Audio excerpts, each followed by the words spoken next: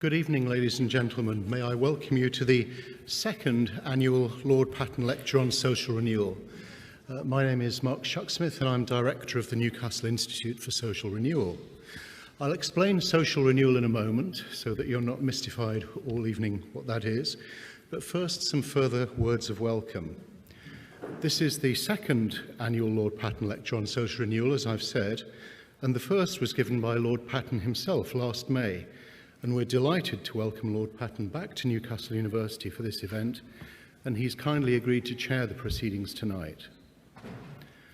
Second, I would like to welcome our distinguished lecturer tonight, Michael Sandel. I believe that Professor Sandel gave one of his 2009 Wreath lectures here in Newcastle at the Centre for Life, so I'm very pleased also to welcome Professor Sandel back to the region and the city after almost 4 years. Lord Patten will introduce Michael Sandel in a moment. But before handing over to our chairman and our speaker, I will take just a few moments to set this lecture within the context of social renewal. Newcastle University has set out its mission to be a world-class civic university. That means not just being excellent in our research and in our teaching and learning, but being part of a wider community and putting our excellence to a purpose, helping to address the major societal challenges of our time. We ask not just what we're good at, but what we're good for. And to this end, the university has chosen to focus on 3 societal challenges: ageing, sustainability, and social renewal, and has established an institute to lead our efforts on each of these. Now, most people understand what ageing is, and most people understand, or think they understand, what sustainability is. But social renewal may be less familiar. In this context, we define social renewal as addressing the question, how can people, communities, and societies thrive when faced with rapid transformational change? In Britain and in many other countries, the impact of globalization, technological change, demography, and the unevenness and perturbing effects of capitalist economic growth are creating challenges of great magnitude to which there are no simple or obvious responses. Old certainties have gone. For many people, the failure to provide convincing responses to these challenges has exacerbated their sense of powerlessness, which in turn threatens to undermine the political process itself. It seems to me that a crucial element of any response is to deliberate and debate what we understand to be a good life. And this is exactly the question which Professor Sandel asks in his inspiring new book, and which addresses crucial moral questions at the heart of our society. On 13th of November 1967, in this very hall, Newcastle University made the historic award of an honorary degree to Dr. Martin Luther King, the only UK university to honour him during his lifetime. In his acceptance speech, Dr. King spoke of 3 major challenges, urgent challenges, that he sought to address: racism, poverty, and war. Last autumn, again in this very hall, one of his former colleagues told us that today these challenges boil down to just one: injustice. Helping address the profound challenges that affect people's lives across the world remains, 45 years later, the central task of our work here in Newcastle University. Now, I'm very pleased that the Insights series has been able to attract such a distinguished speaker as Professor Sandel, and I'll pass over now to Lord Patten to introduce Michael Sandel. Thank you.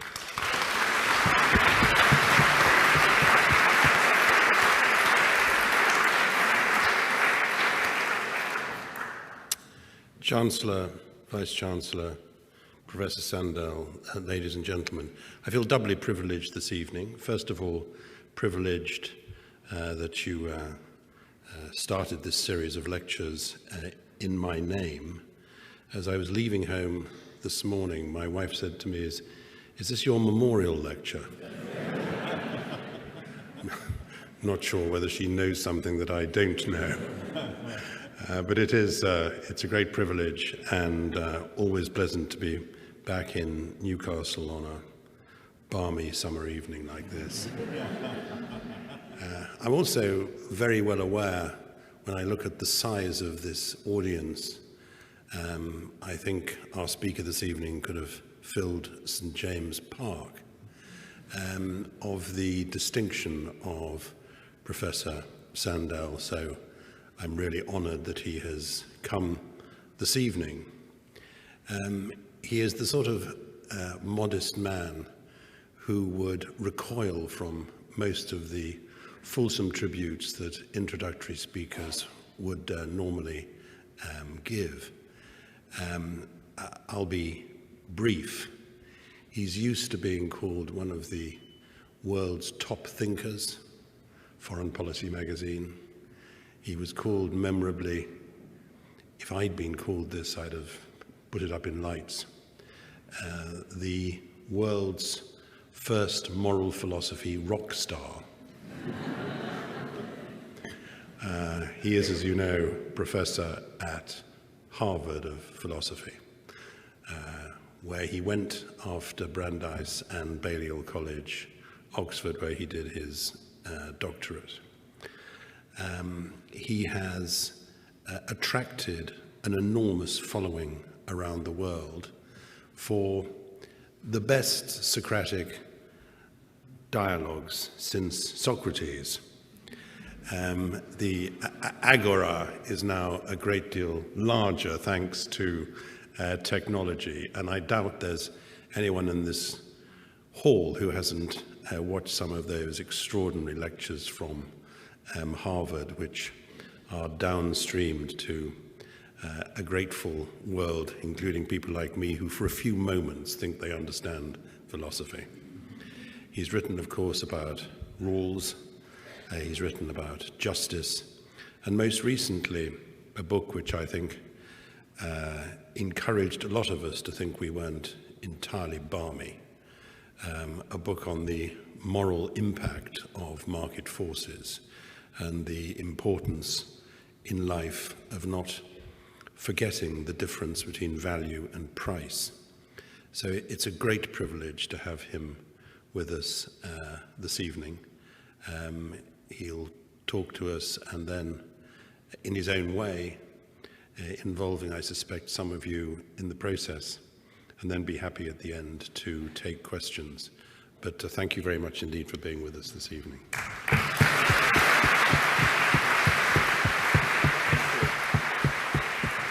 Thank you. Thank you very much, Chancellor, Vice Chancellor. Thanks to all of you for having me. What a thrill and honor it is to not only to be introduced by Lord Patten, and by the way, when you insisted on being brief, I was kind of hoping you'd carry on as long as you wanted to. But also to give this lecture in his name, especially in Newcastle, given its mission, your mission, of social renewal and of a civic purpose. One of the main arguments that I try to advance, at least for discussion, is how we might find our way to a new politics of the common good. And I know of no public servant anywhere who has displayed more dedication to the common good, from Hong Kong to Newcastle to the BBC, than Lord Patten. And I want to salute him and say what an honor it is to be here and to lecture in his name.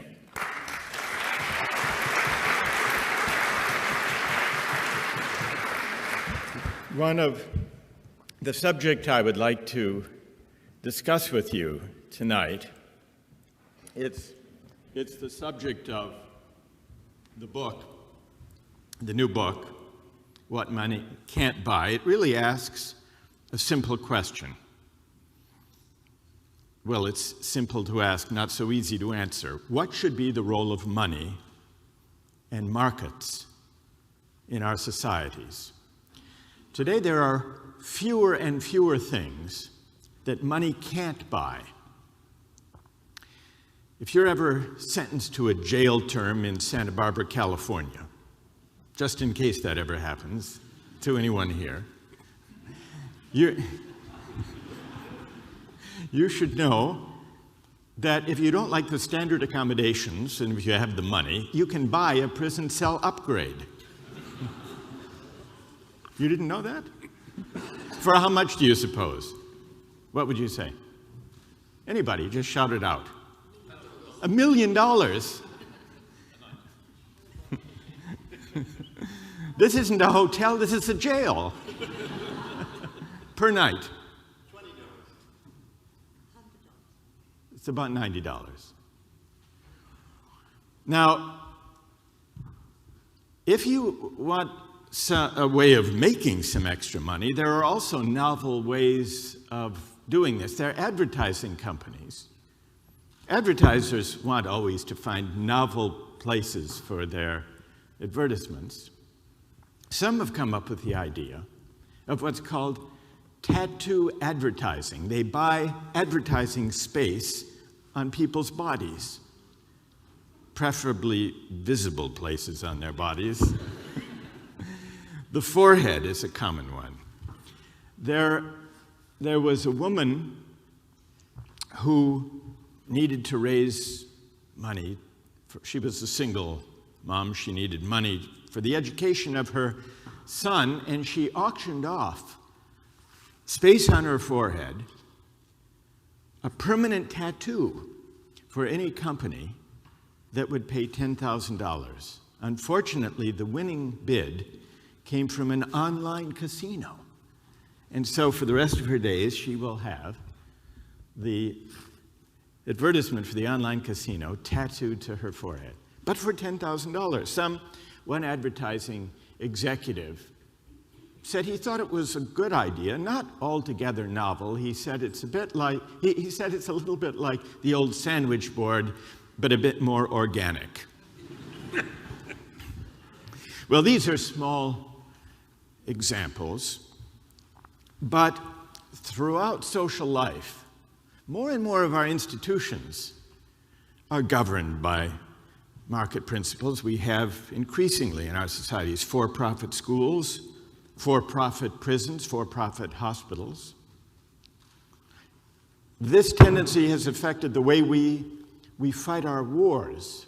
In Iraq and Afghanistan, there were more paid military contractors on the ground than there were US military troops. This isn't because we had a public debate about whether we wanted to outsource war to private companies, but this is what has happened. Over the past 3 decades, we've drifted almost without realizing it from having a market economy to becoming market societies. The difference is this: a market economy is a tool, a valuable and effective tool for organizing productive activity. But a market society is a place where almost everything is up for sale. It's a way of life in which market values and market thinking reach into almost everything. Family life, personal relations, health, education, civic life. And the question I'd like to put to you for discussion this evening is, should we worry about this? And if so, why? Why exactly should we worry? Now, there are some things money can't buy, even if it tries. Friendship, for example. Suppose I want more friends than I have, and I have difficulty acquiring them in the usual way. It might occur to me to buy a few extra. But the thought wouldn't last long, because I would quickly realize that it wouldn't work. It's an interesting question philosophically why it wouldn't work to buy a friend. But most of us understand, sense intuitively, that a bought friend is not the same as a real one. Somehow the money that would buy the friend dissolves the good that we seek. But there are many goods that are not of this kind. There are many goods in social life that money can buy, but arguably shouldn't. And sometimes we can learn about how to figure out where money belongs and where it doesn't by reflecting on the cases, on the kinds of things that money can't buy. Here's an intermediate case. What about expressions of friendship, if not friendship itself? Probably some of you have had the experience of being asked to give the best man speech at a friend's wedding. Has any of you had that? Yes? You know what it's like. It's an honor in a way, but it can also be quite anxiety-provoking. It's not easy to write an eloquent, moving, heartwarming speech for such an important personal moment.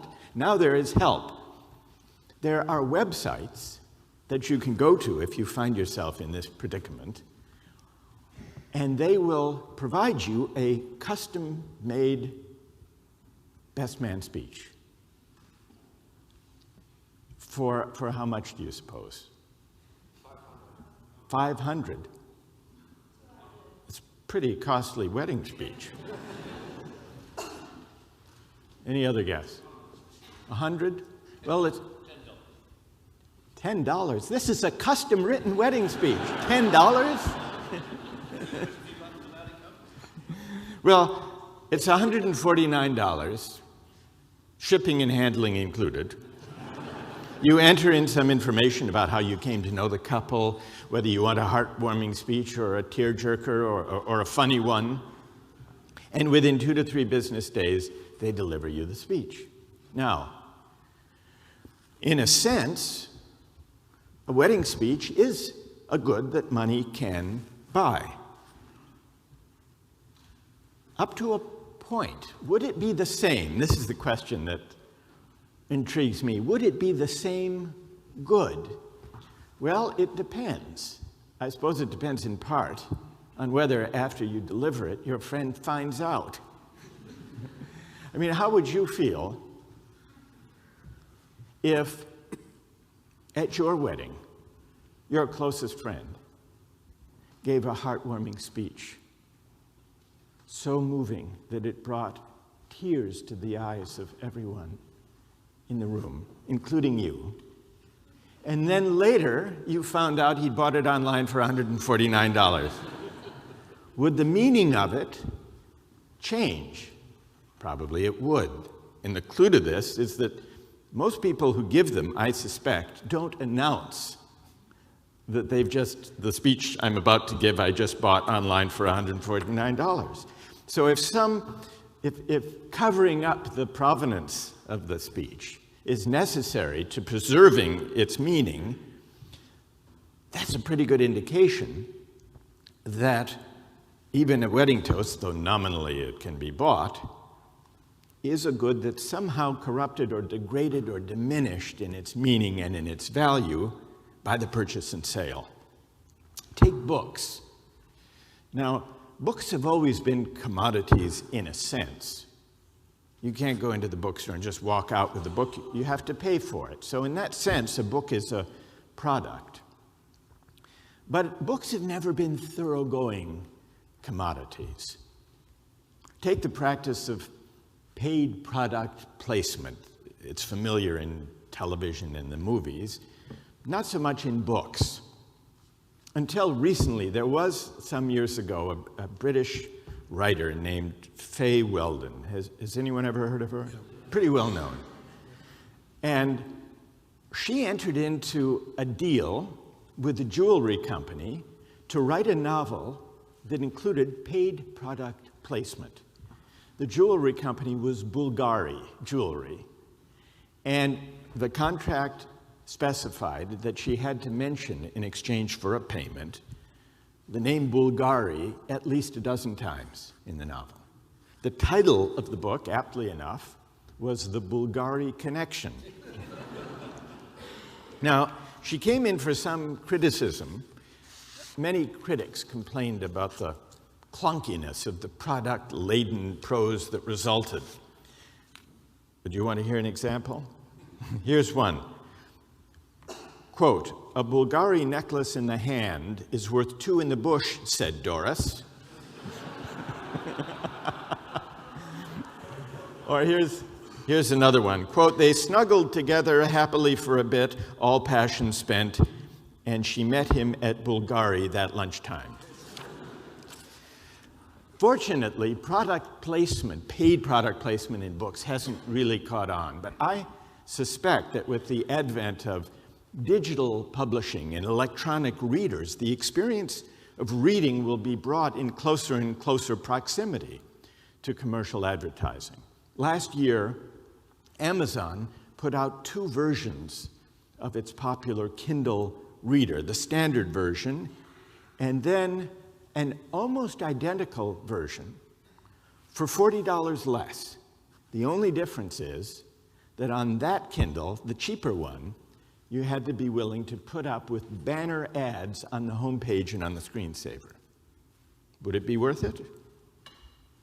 Maybe for some it would. Now, what seems to be objectionable, there seem to be two worrying things about putting a price tag on everything. One of them has to do with equality and inequality. The more money can buy, the more it matters who's rich and who's poor. If the only parts of life governed by money were the ability to buy yachts or to take fancy vacations or to buy BMWs, inequality wouldn't matter all that much. But if money can buy essential ingredients of the good life, access to a good education, to decent medical care, the ability to live in a secure neighborhood rather than a crime-ridden one, political voice, the ability to make one's political views heard. When more and more of life depends on money, inequality matters much more. And so part of what's happened, I think, in recent decades, is that as more and more of life has been governed by market relations, the sting of inequality has sharpened. Inequality matters more when money buys more. So that's one reason to worry. But even apart from questions of equality and inequality, there's a further reason to worry about putting a price on everything, and that is, as we saw with the example of the paid best man speech, sometimes marketizing a good, putting it up for sale, changes the kind of good it is, changes its meaning, may even degrade or corrupt the meaning of that good.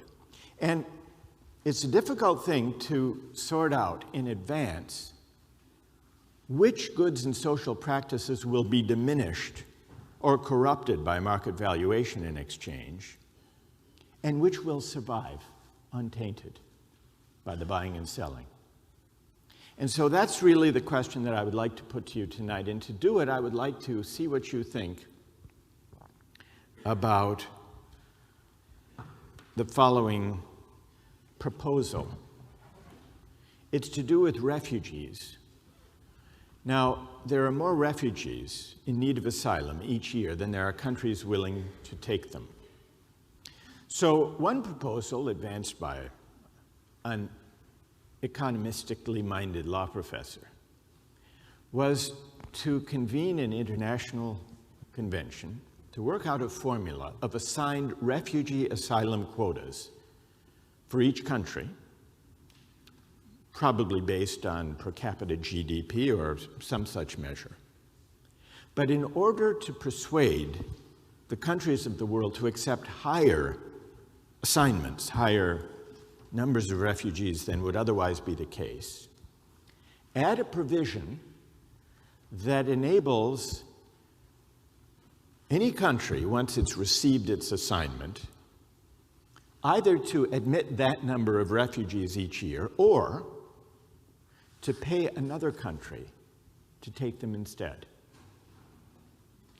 Tradable refugee quotas, you might call it. It's similar to market-oriented schemes that have been proposed for reducing greenhouse gas emissions, tradable pollution permits.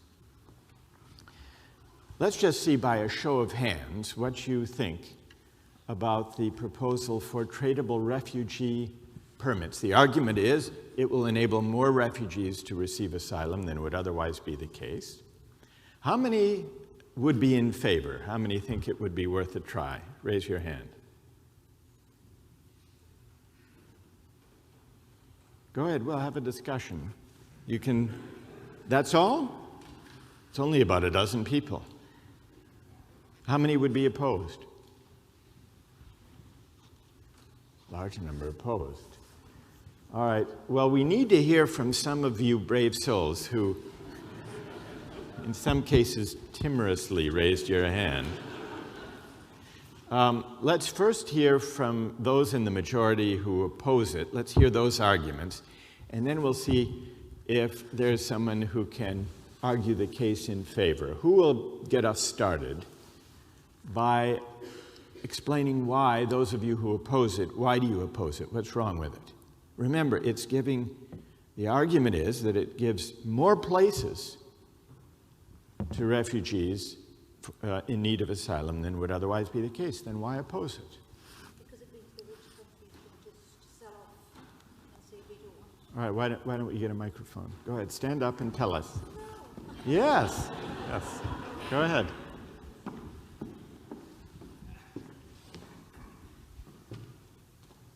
Because it would mean that the rich countries can say we don't want these people and send them to the countries that don't have that privilege to do that, and that would be better that everybody should have to take an equal amount. Maybe it would be better that every country should have to accept its assigned refugees, but suppose, just accept for the moment the assumption underlying the proposal, which is that if you do it that way, the countries will agree to certain low levels. But if you give the option of outsourcing the refugees, countries will be willing to take much higher assignments, knowing that they can either accept them or hire another country to do it. But then you're putting more people into more refugees into poorer countries that can hardly look after themselves, yet alone look after more people. All right, thank you for that. Who else objects? Would anyone like to add to this? Anyone in the front of the balcony? Go ahead.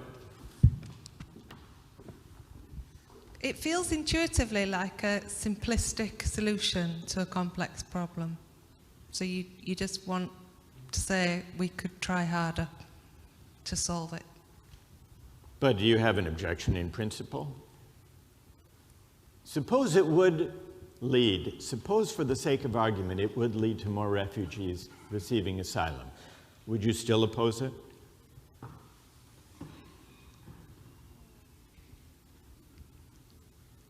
Has this got to be a yes or no answer? This one does. You can give your reasons.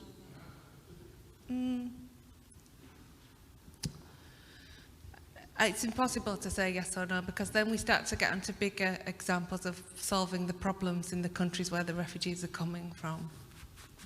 Okay, what do you say?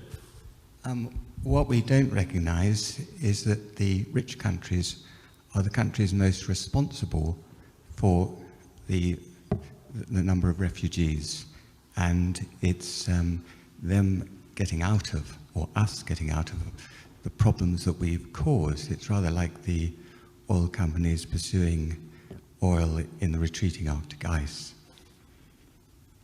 Okay, yes. Tell us. Thank you for that. Yes.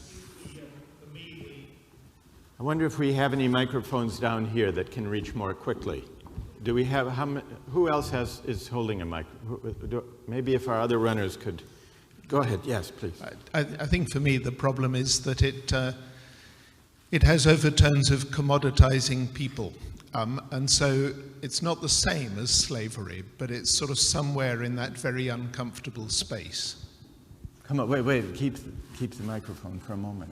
It feels like commoditizing persons and seems morally analogous to, in the same neighborhood as slavery. Yes. But why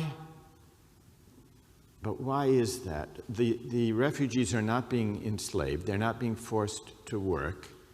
Is it because it seems as though there's a kind of price on their heads? Is that it? Essentially, yes. I mean, they're not being enslaved, and there are economic arguments that you've put already as to why it could be a good thing. It could benefit them, it could produce many ancillary benefits, but there is still something troubling, to my mind, emotionally troubling, about such a proposal. Right, okay, that's very good. But wait, keep the microphone again. I see what's troubling, and you've helped us articulate it. But what exactly, if it did, hypothetically, result in more places for refugees overall, what exactly is troubling about it? And is it troubling enough that you would forego a scheme that might yield more places for refugees in need of asylum? To be honest, I would need to think longer to come to a decision. Yeah. But I would certainly anticipate it would be difficult to get there. Okay, that's good. That's a measured moral worry that gives us a good place, gives us something to pursue. I'd like to now hear from someone who thinks it would be worth a try, and let's have the person in the back by the column tell us why. And you've heard the objections. Stand up. So what would you say? Well, I feel that if you were a refugee, you would really, really want somewhere to go, regardless of where that is or why that is, even if it's poorer countries. I feel the poorer countries are only going to take people when it's worth their while. So if we can make it worth their while to take refugees, I feel that there's going to be a lot more people in this world with somewhere to go and somewhere to live and somewhere not to be persecuted. And tell us your name. I'm Alistair. Alistair? Langtree. Alistair, you heard the previous moral worry, that it's putting a price on the heads of human beings. It seems to commoditize persons, and though it isn't exactly slavery, it feels a little bit like slavery in that respect. What do you say to that argument? Well, I'd imagine that a refugee feels very ignored and completely worthless in today's society, and so to have a price on their head at least makes them worth something rather than nothing at all. I see. And Alistair, in fact, would you even go so far as to say that maybe the higher the price went on the world market, the better the refugees would feel? Well, I feel that as long as there are enough safeguards to ensure that the refugees are going to be treated properly and not ignored or persecuted in the countries they go to, they're going to get a quality of life that even rich countries feel permissible for people. And so I think the focus on quality of life and their standards of living and by extension their happiness is more important than the actual figure it gets. Is more important than? The actual number. It's the fact that we are valuing human life rather than not valuing it. So we are valuing human life by putting a price on it? Absolutely. All right, stay there, Alistair. Let's leave the microphone by Alistair. And I'd like to hear from someone who disagrees with Alistair, who can reply. What's your name? My name's Ellen. Ellen. Okay, stand up, Ellen. Do you disagree with what Yeah. All right, then stand up, Alistair. Speak directly, Ellen. Speak directly to Alistair. Hi, Alistair. And tell him why you think he's wrong. Well, I think in our sort of Western society, we have a big problem with creating the stigma about immigrants and stuff. So if we develop this culture where so many people are coming in and putting a price on someone's head, it sort of fuels this nature that people have of saying, well, you know, people who are here natively, oh, well, you're here because of the goodness of my country, therefore I'm better than you. And I mean, what are we supposed to do? You know, take in everyone from every poor country that has civil disruption until we're full. I don't really think that it's a long-term good solution. And if we create this, you know, really strong stigma of, you know, that'll happen just naturally with the way human nature develops, it'll end up being where we can't think of legitimate ways to help, you know, make these countries develop into ways where people can live in them safely. Ellen, without having to move. that's great. I have a question for you. You said that this is placing a stigma. You say that putting the price on the head of the refugee, even for his or her own good, carries a stigma, whereas Alistair said the opposite. He said it shows how much that refugee is valued. Why do you say it's a matter of stigma, the money, rather than valuation? Because giving a financial incentive to a country is basically saying, we're only taking you for the money. Otherwise, surely you'd give them value anyway and take them without the financial incentive, so you wouldn't need the scheme. Okay, and Alistair, you say that putting a price on my head displays to the world my value. It's a way of expressing my worth, at least in a certain way. What do you say to the argument that it's actually demeaning, that it's imposing a stigma? What do you say to that? Well, I think it's a lot less demeaning than the status quo. You look at all the Syrian refugees in Jordan and their current living conditions, and I don't think that's very human, and that's more stigmatizing than anything, because I feel it dehumanizes in the way we force them to live because they have nowhere to go. So not providing asylum to some whom we could help is more demeaning than imposing what Ellen considers a stigma by using a price. Yes. Okay, I want to thank everyone who's participated in this round of the discussion. Really good.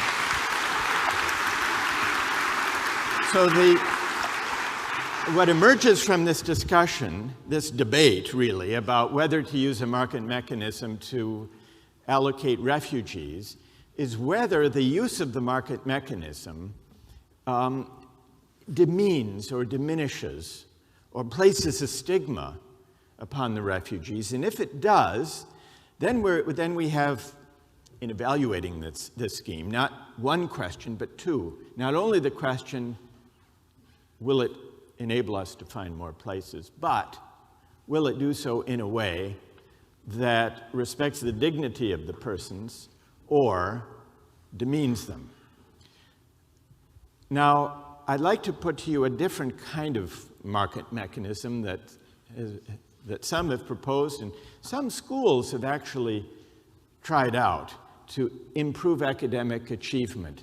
Many urban school systems struggle with children, especially from disadvantaged backgrounds, who fall short academically and who don't study hard.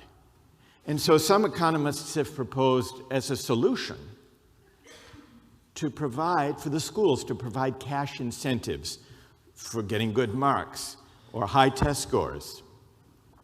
They've tried this in New York, in Chicago, in Washington, D.C., $50 for an A, $35 for a B, to try to motivate kids. In Dallas, Texas, they have a scheme that offers 8-year-olds $2 for each book they read. Now, let's imagine that you are the head of a school with some struggling students, and it's up to you to decide whether to try this experiment. Let's see, again by a show of hands, how many think it might be worth a try, see if it works, and how many would object in principle, would rule it out? How many think it might be worth a try? few more than with the refugee quotas. Maybe, Alistair, you're swaying some views about the use of markets. You voted for this? You'd try. And how many would not? How many object? Still a majority. Let's hear what the objection is in this case. Who can explain why, those of you who object, why would you rule it out in principle without even trying to determine whether it would work? Yes, we'll pass. Or just stand up and speak loudly and maybe we'll hear you. Go ahead. When you start putting a price on children's education, where do you stop? And schools are a lot more about the person, the individual, rather than just the education. And when you start, awarding $50 for an A, then they're going to come to expect a monetary gain from every achievement that they get, and that's not the way to go through life. I wouldn't want to, just base my morals or my education on the amount of money that I received. Right. What's your name? It's Kate. Kate? Kate, yeah. Kate, did anyone ever pay you to get good marks? No, not at all. You think it would help if they had? No, because some of my friends got paid for the grades at GCSEs or A levels or getting into university. I don't feel like I lost out. I come from a background where money really isn't, the centre of all, everything. I think that if you aspire to it, you can do it without the incentive of money, basically. Right. And in the case of the friends of yours who were paid to get good grades, did it work in their case? I don't know whether it was really at the forefront of their minds all the time, saying, oh, I'd better work as hard as, everybody else so that I can make sure that I can get an A, so that I can get, $200 or whatever, or pounds in this case. But I don't think it made much of a difference to them. All right, so Kate says she worries that the students will get in the habit of expecting to be paid for everything, and that that's a bad thing. What do you say? Hi. Yeah, I just wanted to comment that actually I was one of those people, my parents promised me a car if I did so well in my O-levels and whatnot, and it didn't motivate me in the slightest, and I was rubbish, and I did very poorly. Later on in life, I suddenly came to the joy of learning and just how interesting and fulfilling that was, purely through just getting there eventually on my own. The joy of learning for its own sake. Yeah, exactly right. Not for money.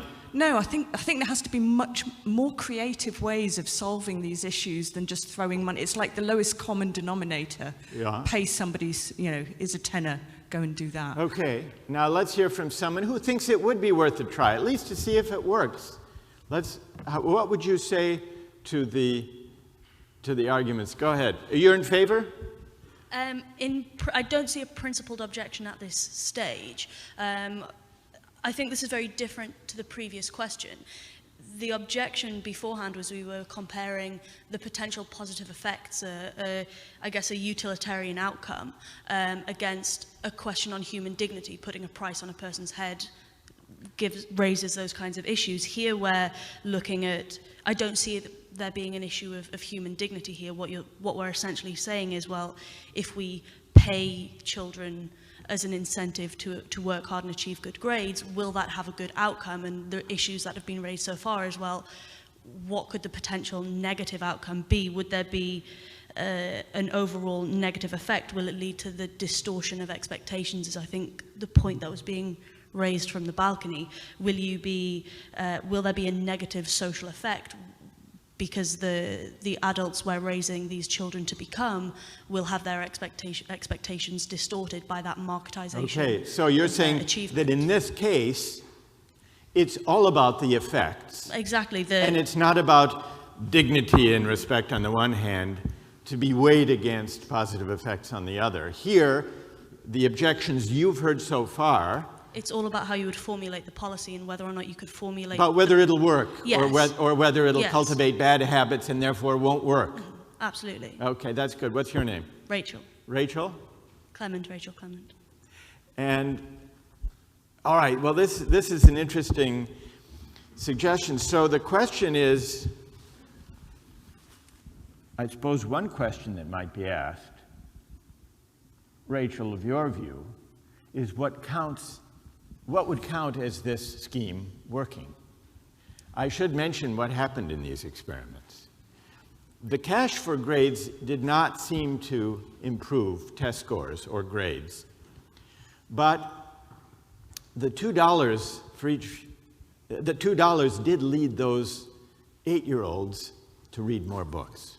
It also led them to read shorter books.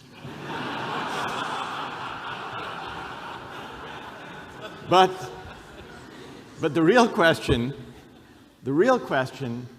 is, as Kate worries, what will become of these kids later? Which is another way of asking the question, what is the lesson being taught? Are we teaching them by offering them money to read books that reading is a chore to be done for pay? If that's the lesson they learn, then, as Rachel says, chances are the scheme will backfire because when people stop paying them, they'll stop reading books. And it won't have worked. And we can tell whether it's worked or not by, in principle, counting up the number of books, if we could do comprehensive surveys, read by these children now and later. But there is another possibility, which is that the money being paid gets them to read just for the money, let's say, but maybe then they acquire the joy of reading. Maybe they come for the money, but find themselves drawn in which case, when the money stops, they will have acquired the intrinsic love of learning and carry on reading. Now, you could say, and Rachel makes a powerful argument, this is all about what works, what will lead these kids to read more books now and extend it into the future. Fair enough. But is it only that? One of the reasons we might hesitate, I think, to pay kids to read is not only because we're not sure whether it will lead in the long run to more books being read. Maybe part of the point of education is cultivating certain attitudes toward learning for their own sake. Consequentialism, Rachel, aside. And if that's the case, then we have to ask ourselves a normative question that goes beyond what any survey about number of books read could tell us. What attitudes and norms and values does this system promote? A friend of mine pays his young children $1 for each thank you note they write. If someone takes them out to dinner or gives them a gift. I've received some of these thank you notes. And I can tell by reading them that they were written under a certain pressure. My wife and I look askance at this practice. We wonder how these kids will turn out. Now, it could be that by writing thank you notes for pay, they develop the habit of writing thank you notes.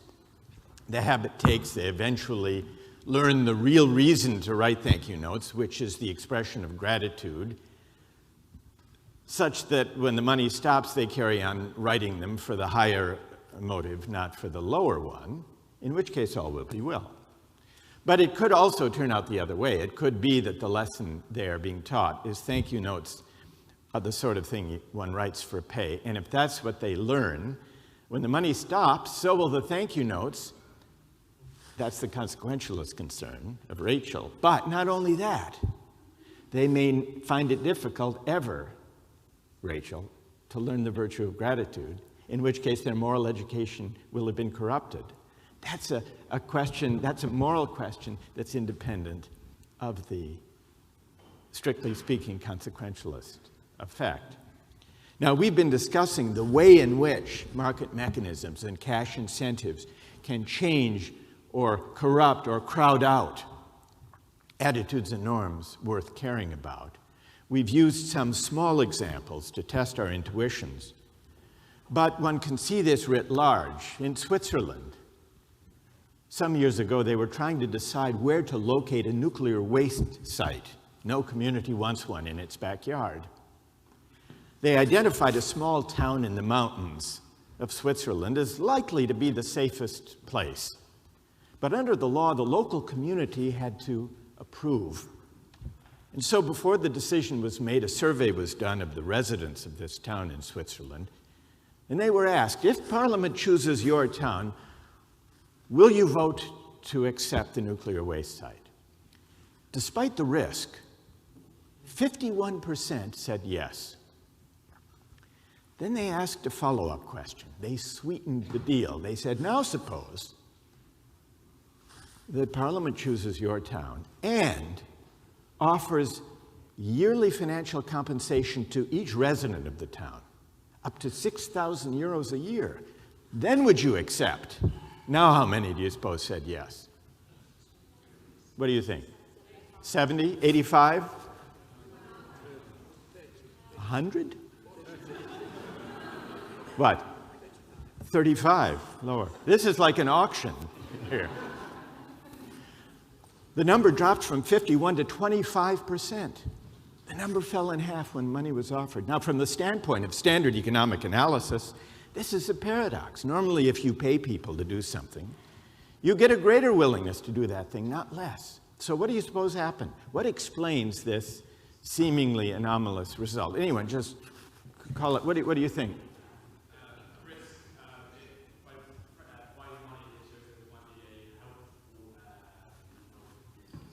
It could be that. So, did everyone hear? One possibility is that when they started offering the money, the people thought, gee, this must be riskier than I thought. I don't want that. So it could backfire for that reason.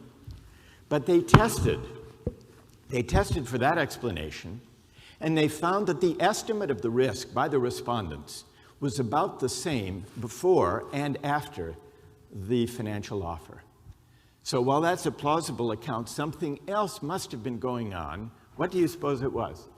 Oh, well, I think maybe the local community think they are contributing for the country when they're allowing the waste to bury in their backyard. Well, when the government are paying them, they think that their lives are tradable, or the government put a price on their lives. Right. So that's probably they have a sense of contribution to their community. Yes, yeah, that does seem to be, thank you for that, that seems to be what was happening. Because when they asked the people who changed their minds, why did you change when the money was offered?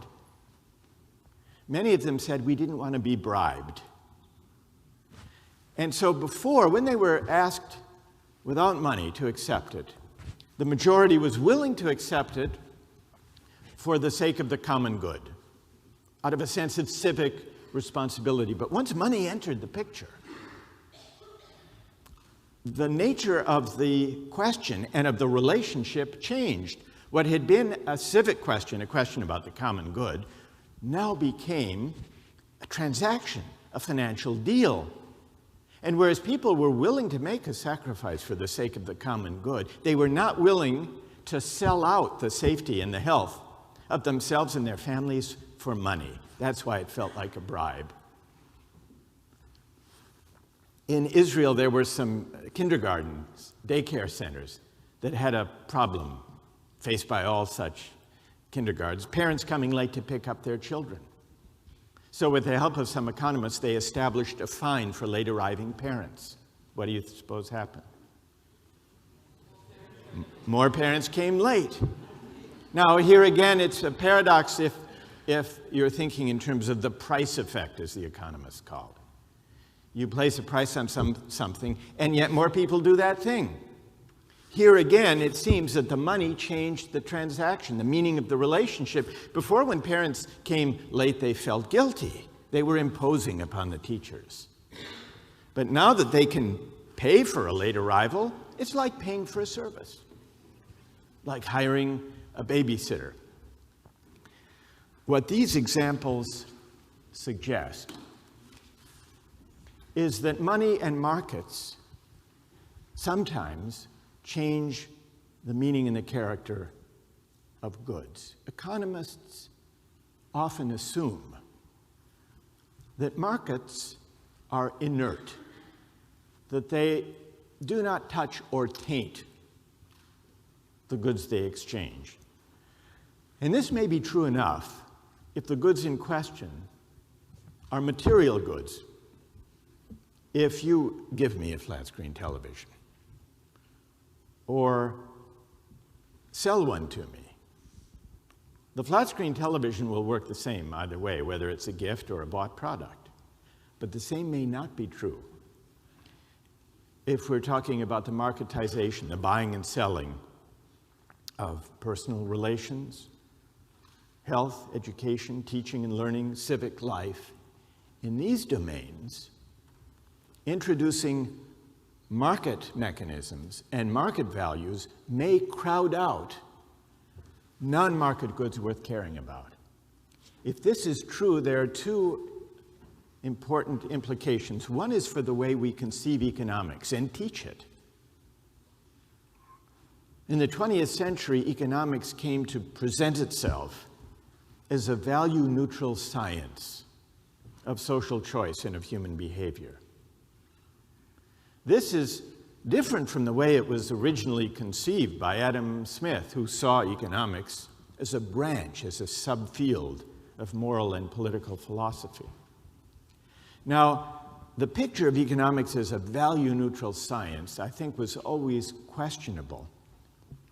But at a time when economics has elevated its ambition to explain not just unemployment and inflation and banks and stocks and foreign trade, but all of social life, it's less and less plausible to think that economics can possibly be a value-neutral science for the reasons that emerge from our discussion. If market transactions don't leave goods undisturbed but sometimes change their meaning, then we have to ask not only about efficiency in deciding whether to use a market, but also about whether the market mechanism will corrupt or crowd out attitudes and norms worth caring about, and that is clearly, unavoidably, a moral question, a normative question. The second implication is for our public discourse. During the past 3 decades of market triumphalism, we have embraced implicitly the assumption that markets are the primary instrument for achieving the public good.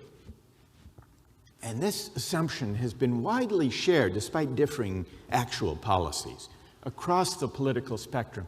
And at the same time that this market faith has deepened its hold, something else has been happening. The terms of public discourse in democracies have been hollowed out, emptied of larger meaning. Our politics has become increasingly managerial and technocratic. And this, I think, is because we shy away from engaging with contested questions in public about how to value goods, and for that matter, what the good life consists in. We shy away from those debates because in pluralist societies we worry about disagreement, and disagreement there unavoidably is when it comes to questions of virtue and the best way to live. But the result of this shying away, this bracketing, this setting aside substantive, moral, and even spiritual questions is that we have a kind of empty politics in which economics has crowded out democratic politics. It's as if we have outsourced our moral judgment for fear of disagreement to markets. But we look up and find now, after the financial crisis and as markets govern more and more of life, we look around and we find that trying to step back from and avoid engaging in politics, in public discourse, with these big questions doesn't leave them undecided. It simply lets markets decide those questions for us. One of the most important features of social life that the market triumphalist faith has eroded over these decades is commonality. Because at a time of rising inequality, putting everything up for sale creates a condition in which there are fewer and fewer public places and common spaces when men and women from different walks of life, different social backgrounds, encounter one another in the ordinary course of life. Increasingly, the affluent and those of modest means live separate lives. We live and work and shop and play in different places. We send our children to different schools. This isn't good for democracy, and I don't even think it's a satisfying way to live, even for those of us who may inhabit the privileged precincts. And here's why. Democracy does not require perfect equality, but it does require that people from different walks of life encounter one another, bump up against one another in the ordinary course of living their lives, because this is the common shared experience that that teaches us how to negotiate and abide our differences. And this is how we come to care for the common good. And so in the end, the question of markets is not really an economic question. It's a question of how we want to live together. Do we want a society where everything is up for sale? Or are there certain moral and civic goods that markets do not honor and money cannot buy? Thank you very much.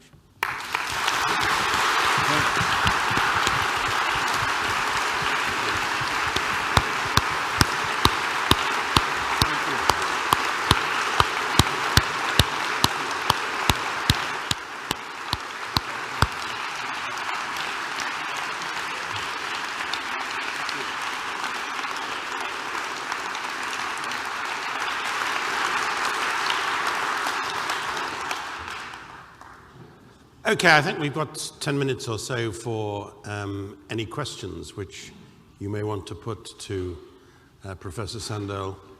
Who would like to start? Yeah.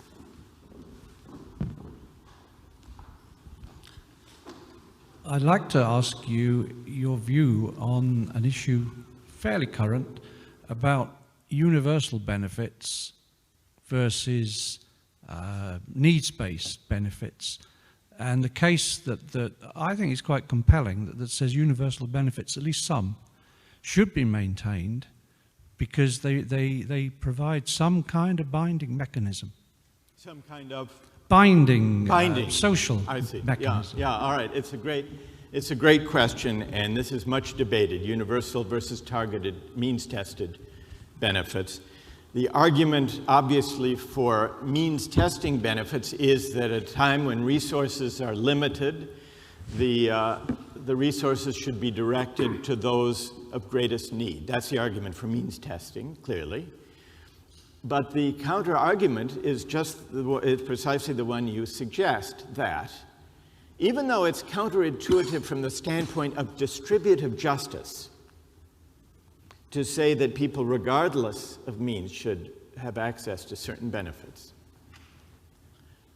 Having benefits be universal is a way of giving tangible and concrete expression to the idea that we are all in this together. And I think I think there's not an easy way to resolve the clash of those principles.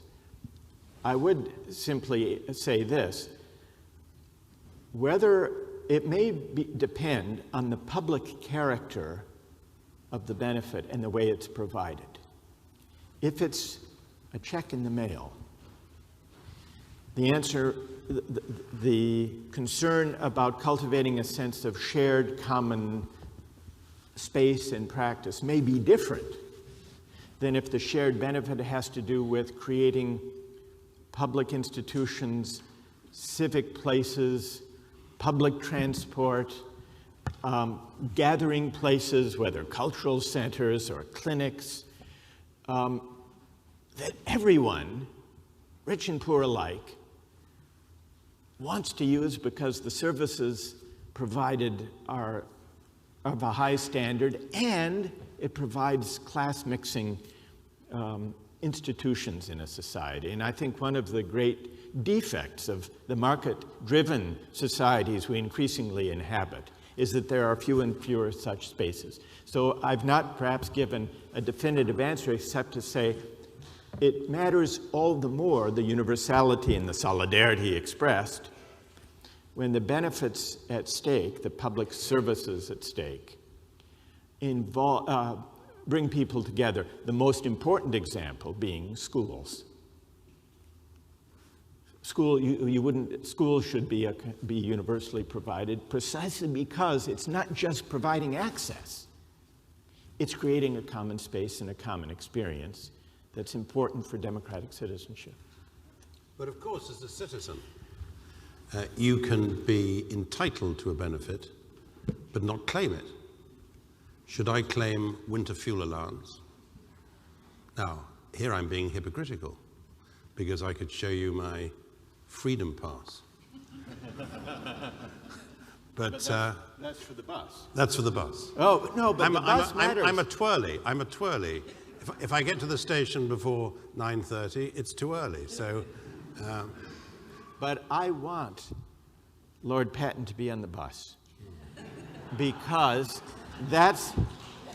I don't care so much about your fuel allowance because nobody knows whether you claim it or not. But that everyone in the society use public transport is very important in not only preserving the constituency for good public transport, but it creates common spaces, common experiences, common encounters.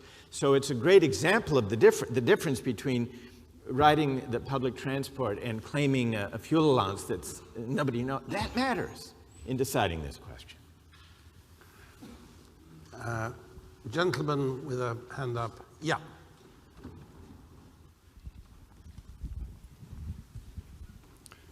I'm very tempted to ask this question to Lord Patten as a former member of Margaret Thatcher's government, but my question is to you, Professor. The last 30 years in the States and in this country has shown, regardless of political colour of government, a widening gap between the rich and the poor. But there are countries, Japan and I think many of the Scandinavian countries, which this hasn't been true. And I just wondered what you felt characterised what those governments have done in order to narrow rather than widen the gap between rich and poor. A critic of the view I've been advancing might say, well, Japan has paid a heavy price in sluggish economic growth during this period, whereas the Anglo-American world has had more growth and more inequality. I don't think that's exactly, I don't find that a fully satisfactory answer, but that would be a familiar answer. But I do think that social and cultural patterns and traditions and commitments matter. And some societies do have strong traditions. One sees this even looking just at executive pay. The gap between CEO pay and the pay of the average worker is a yawning gap in the US, quite large, though not as yawning, in the UK, and relatively almost minuscule by comparison in Japan, for example. And that puts in question the often heard argument that the reason for enormous pay differentials is simply that CEOs have to work so much harder. I don't think CEOs in the US work harder than those in Europe, and I don't think those in Europe work harder or are more gifted than those in Japan. I think these are differences of culture, economics, and politics, not of the the way in which markets reward hard work. Do you think there's also a concept of seemliness which has been diluted in some of our societies? Yes, in the US it's not really a source of embarrassment if a banker or a hedge fund manager makes $1 zillion. It's a source of pride.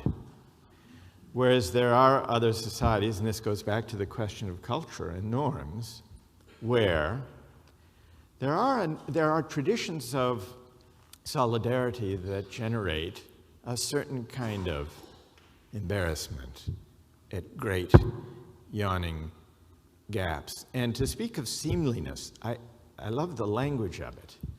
In the United States, few people would say it's unseemly for those hedge fund managers to make. So in a way, the language, it's a cultural quasi-aesthetic language rather than whereas in America people would say, some would say it's unfair and someone would say, no, I deserve it, and that would be the clash. And no one would think to say, but is it seemly? That's why one of the reasons I love to come to Britain. We haven't had a question from a lady. Well, first of all, Professor. Yes.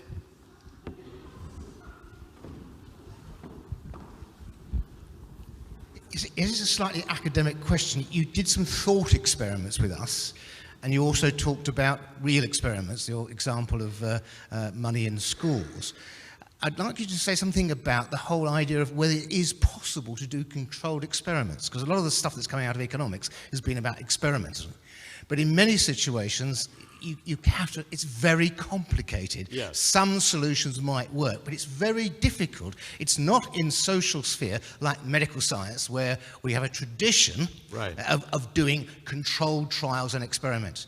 And in this country, you may not be aware, the government's launching a program called What Works in Public Policy. And it's taking the model into social spheres from medicine, where there's been controlled experiments right. and deciding what drugs. Right. So do you have views on, because you're indicated that in certain instances markets can work, how do you actually do the experimental process? Right. I'm a little wary of experiments in the social sciences. I don't think they work quite as reliably as in the medical sciences or the natural sciences generally.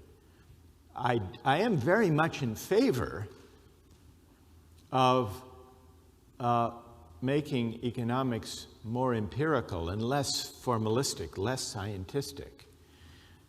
And there are ways of doing empirical studies about the effects of various incentive structures. Some may involve experiments, though I think there still needs to be a good deal of skepticism about how any such experiment is designed.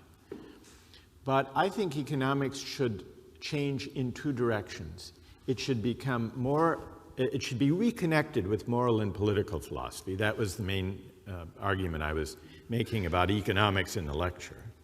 But also it should become, I think, more empirically oriented, because too much of economics is not only scientific and claiming to be value neutral, but also divorced from the world and purely a model building, formalistic.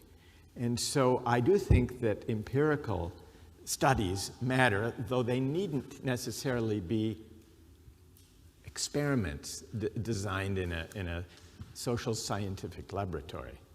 Looking at what happens in the world, there's something to be said for that.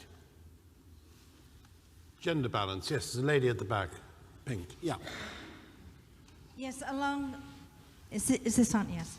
Along the lines of what you were saying earlier about Scandinavia and differentials, about 20 years ago, I met 3 young American men living in Scandinavia. They said they wanted to get away from the sexual capitalism of America, where women traded on their looks in order to get a man of wealth and power. And they said in Scandinavia, a woman comes up, she's just not interested in what your job is or what your car is, just if she fancies you or not. And I think, that seemed like quite healthy. But my question is, you talked about us becoming more isolated, gated communities. I wonder if the nation state itself is a gated community, and whether we should be working towards abolishing borders so that we as human animals can move to areas where there's better grass to graze, or where our children can have a better life, that would be a healthier dynamic in the world. Well, this is one of the great questions, one of the great global questions that political philosophy has to sort through. What is the moral status of national boundaries, and what should be policies toward immigration? And many of the arguments against open immigration are economic arguments, the worry that jobs will be lost and wages will be driven down and benefits will be claimed. But another more challenging argument for, against open immigration that some advance is that communities should be able to cultivate and affirm certain aspects of character and identity over time.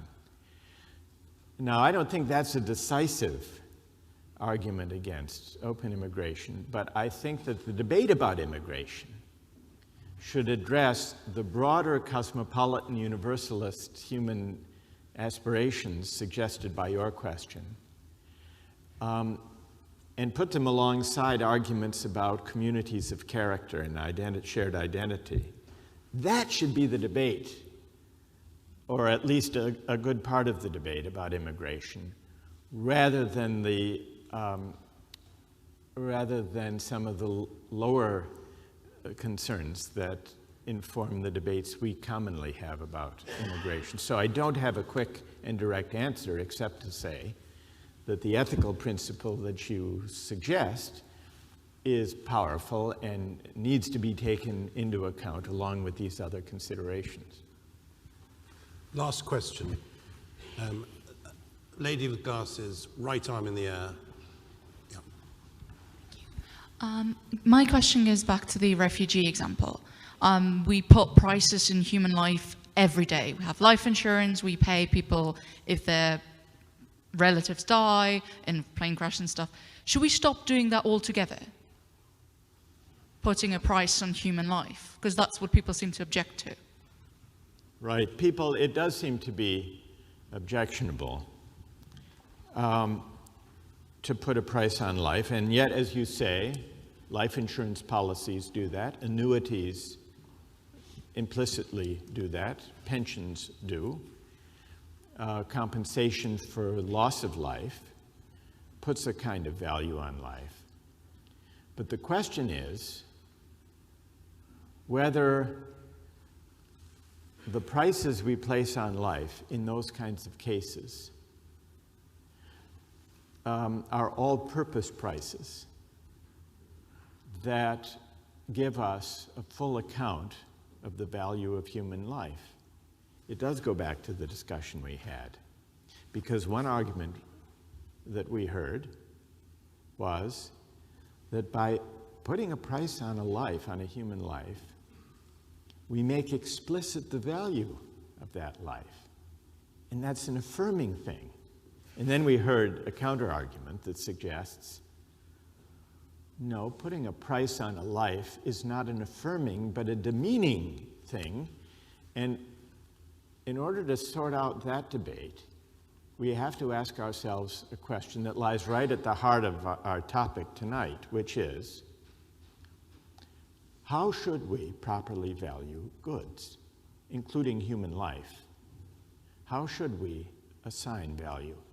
And one of the appeals of letting markets govern is they seem to enable us to say, if two parties to a deal agree on a price and exchange a good, two consenting adults, each of them decides the value of that good for them, and nobody else looking on, certainly not the society as a whole, has to take a view about how to value, how properly to value the goods they have exchanged. And so it's tempting. I think this is the deepest allure of the market faith. It's not that markets deliver the goods or greater GDP. The deepest allure is that it seems to enable us to avoid judgmentalism.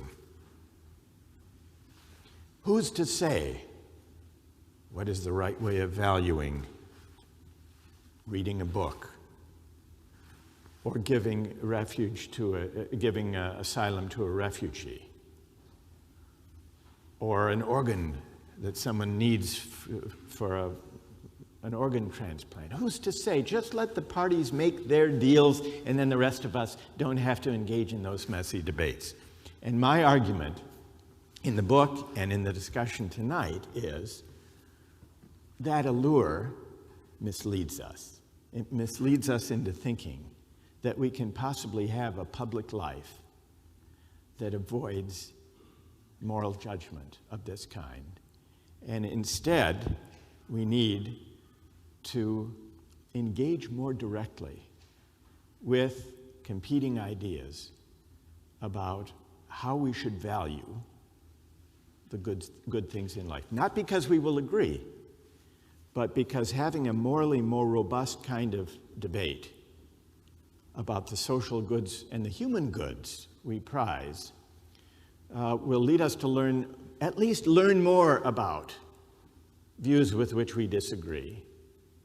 And even where they don't lead to agreement, may deepen our democracy and make us better citizens.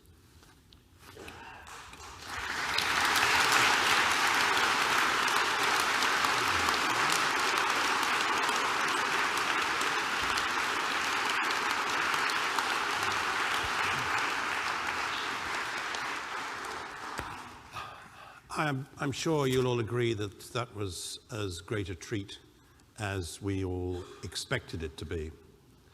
There are two things that I'm sure you can do as a consequence. The first is to go home and on your laptop or computer look up, say, the series of lectures on justice, which are streamed to the world happily by Harvard University, which it's conceivable, and it's a point we didn't discuss this evening, has a slightly different discourse on some aspects of the market, the relationship between higher education and the market, than is traditional in Europe. But that's a discussion for another day. The other thing you could do, which would, and it's an area where Professor Sandel and I are wholly in favor of market forces, is to buy a book. And I think the signing is going to be outside. So if you want a book, well, I'm sure you all want a book.